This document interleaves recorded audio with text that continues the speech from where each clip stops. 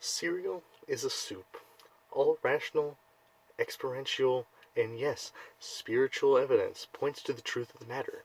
I can hear your objections already. Soup is not sweet. The preparation processes are completely different. I knew you were homeschooled. Just go back to obsessing over chickens. Please feel assured that I will answer the most common arguments against my thesis in just a little bit. Uh, for now, however, allow me to explain myself and why I hold this view with such vigor.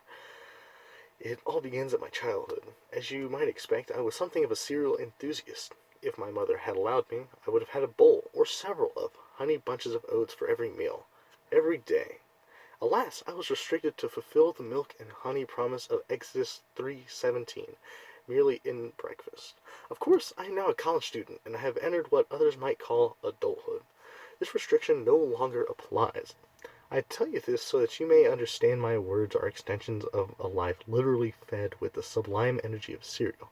If I appear overtaken by emotion at any point in this essay, please forgive me. My tears are not unlike that of a man who is describing what he loves. Cereal, which I mean to refer as a combination of cereal and milk, is a food group which fits into the more expansive food group known as soup. My reasoning for this is obvious. Cereal is a liquid-based food which contains a solid component. Soup, as the Merriam-Webster dictionary agrees, is the same. Granted, the definition notes that soups usually have meat, fish, or vegetable stock as a base. But as this predicate is not absolute, this should not deter potential new followers of the cereal soup subgroup theory. This theory is so convincing that the workers at the calf, whether or not they realize it, support it unequivocally next time you visit it. Look at the spoons placed next to the cereal station. They will be soup spoons. What else do customers eat with a soup spoon? Hint, it starts with S and ends with oop. I will now address some of the earlier objections to demonstrate the unilateral truth of this theory. Some might argue that cereal is not a soup because soups are not sweet, and most cereals are. Yet this misconception is due to a lack of knowledge about the field. The Kashi brand boasts a cereal with no sugar, and the Swedish have a number of traditional soups that are sweet.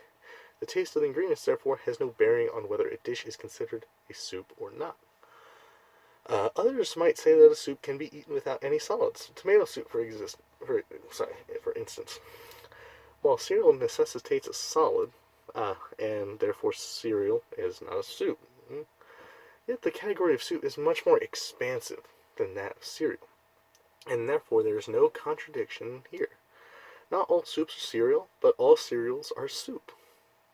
Therefore, it is logical that milk alone may be considered a sort of broth, and therefore fulfill this requirement of a soup. One may object that soup broth is prepared while milk is not, but who would conceive of cereal being eaten with raw milk delivered straight from a cow's udder?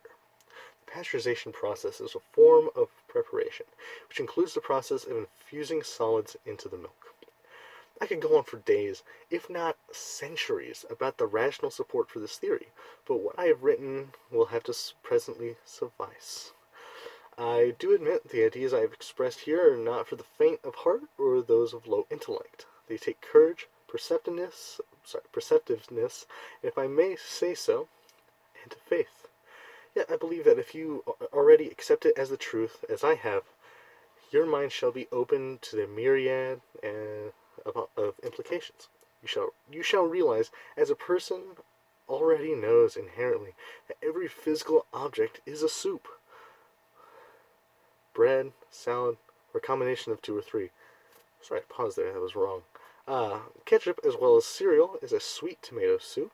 A tree, of course, is a leaf and wood salad. A book is naturally a book bread.